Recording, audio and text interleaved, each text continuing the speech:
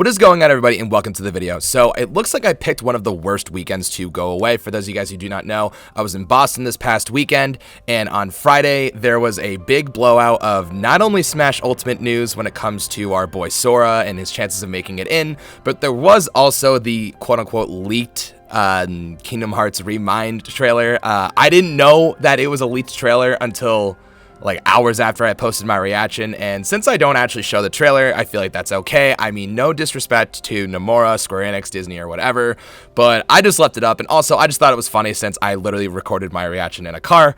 But before I get into this video, I just want to state that all of the Remind content and all the analyses, all of the theories on the most recent trailer will be coming out once the trailer actually goes live and is officially public. I do not, again, want to disrespect Disney, Square Enix, Nomura, and everybody else that put all of their effort into putting the DLC together, putting the trailer together, etc., etc. So just so you guys know, that content will be coming once the trailer actually becomes public and it is officially released. So today's video, I will be talking about the other piece of news, which regards Sora's chances of making it into Smash Ultimate as Fighter Pass number 5.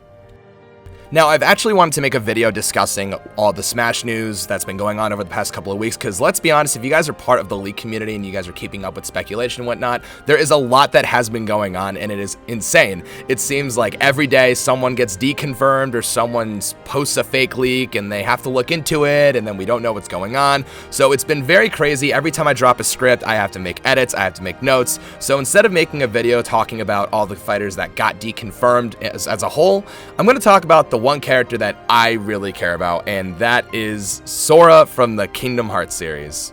Now, if you guys aren't new to the channel, you've been keeping up with my content for the past year and a half, 2 years, however long I've been doing this, I don't even really know, but I talk about Sora being in Smash a lot, and specifically once Ultimate came out, I really felt like this was Sora's chance to make it into the game. Now, a lot of people have been saying that Sora will make it in as DLC, and I'm still very on board with that. But when it comes to this Fighter's Pass, it seems that Sora will not be a part of it. Now, a very credible leaker, Sabi and Sabi's source, have been going around saying that this character's deconfirmed, this character's deconfirmed, this character's not Fighter 5, this character's not Fighter 5. And for a while, like for the first couple weeks after this whole deconfirmation train started, I really did believe that, wow, it could be Sora. Like, Sora's chances seem really high. All these characters like Geno, Doom Guy, Crash Bandicoot, everyone's getting deconfirmed. I'm like, the only really big person that makes sense to me is Sora, not just to put my own bias out there, but I really did think Sora had a good chance for a while. But it seems as of Friday, Sabi looked into it, and Sabi actually posted this tweet essentially saying, do not bet on Sora for Fighter 5 in the Fighter's Pass. Now, I'm not going to lie to you, this definitely hurts a little bit, for a few reasons. One, because, let me just make something clear. I did not ever actually think Sora would be Fighter 5.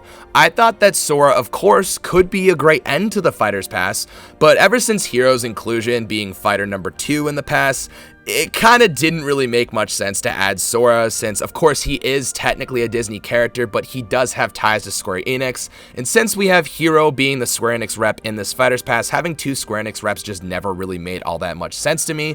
But that doesn't mean it couldn't happen, because again, Sora is technically a Disney character, but he does have those ties to Square Enix, of course. So it doesn't really surprise me that Sora is not Fighter 5. However, I did, for a moment, I will not lie, I did think Sora had an incredibly good chance for about a week or so.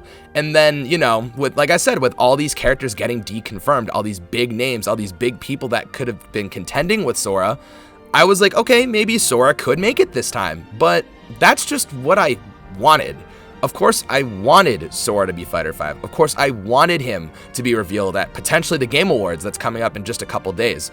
But I never expected Sora to be Fighter 5. I always expected him, again, ever since Hero got revealed, I expected Sora to be in the next wave of DLC or additional DLC or even the second Fighter's Pass. We still don't even know if we're going to be getting a full second Fighter's Pass or if it's just going to be DLC.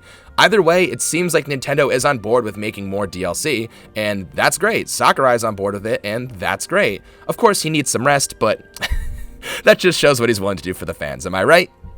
But essentially in the most recent Nintendo Direct back a few months ago, when we got Terra revealed as Fighter 4 and they said that there was going to be more DLC, that was when I really did believe, okay, maybe Sora is going to be in the next wave of DLC and he won't be Fighter 5.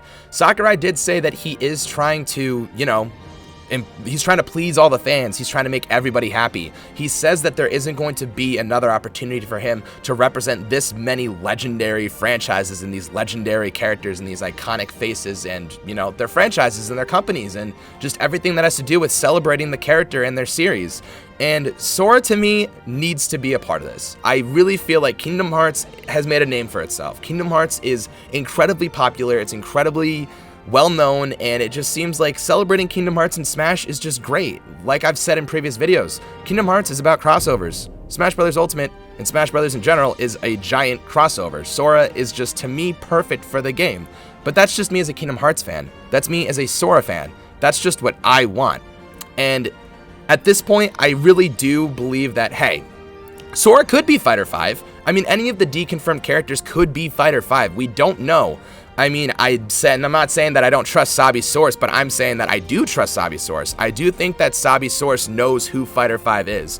And if Sabi's source says it's not Sora, then I'm going to believe that it's not Sora. I'm not going to try to sit there and try to be like, well, are you sure? Are you sure? Are you sure? Like, are you sure? Like, well, where's your, can I see? Like, if Sabi, who's one of the most credible leakers, with one of the most credible sources in the entire leak community, I think you gotta sort of take what they say with, you know, more than a grain of salt. I think that you should just be like, look, this is probably the most likely scenario. That doesn't mean that that will be the scenario, but it's the most likely scenario. And I think that most likely Sora's not going to be Fighter 5, and I'm okay with that. I really am. I'm actually excited for who Fighter 5 could possibly be, even if it's not Sora, because it seems that, again, there are still some big names that did get deconfirmed by Sabi and Sabi's source. So I'm actually personally very, very excited to see who Fighter 5 could be. Now, they've been sort of iffy on whether or not it will be at the Game Awards. I think that that's just sort of like an assumption, and I think that it's very possible and almost likely that we will be getting Fighter 5 at the Game Awards. So let's just look at it like this. Fighter 5 is going to be a character that I feel like it's going to be like a sleeper pick, you know? I don't really know. I could make a follow-up video, but then again, the Game Awards are so close. There's so many different things where I'm not entirely sure who the character could be or who would make a really good final pick for the Fighters Pass, but who really knows? I'd love to hear your guys' thoughts. Let me know if you guys are for Sora for Smash. Are you upset? Do you believe what Sabi says? And do you think that Sora, if anything, has a chance in the next wave of DLC? Because I personally do. And again, just to wrap up my thoughts for this video, of course I'm bummed. It kind of is unfortunate that Sora isn't going to make it as Fighter 5 in the first Fighters Pass, but I think in terms of additional DLC, that Sora can 100% make it, and I think that when it comes to Sabi and Sabi's source, I do believe Sabi and their source. So yeah, with all that being said, thank you guys so much for watching the video. I hope you enjoyed. Again, the Remind trailer content will be coming as soon as the trailer drops officially, which I think is going to be at State of Play, so let's look forward to that. Anyways, I hope you guys have an awesome day. Thank you so much for watching. Don't forget to like the video, and most importantly, subscribe to the channel for more Smash Ultimate content. Thank you all again so much for watching, and until the next one, I will catch you all later. Bye-bye.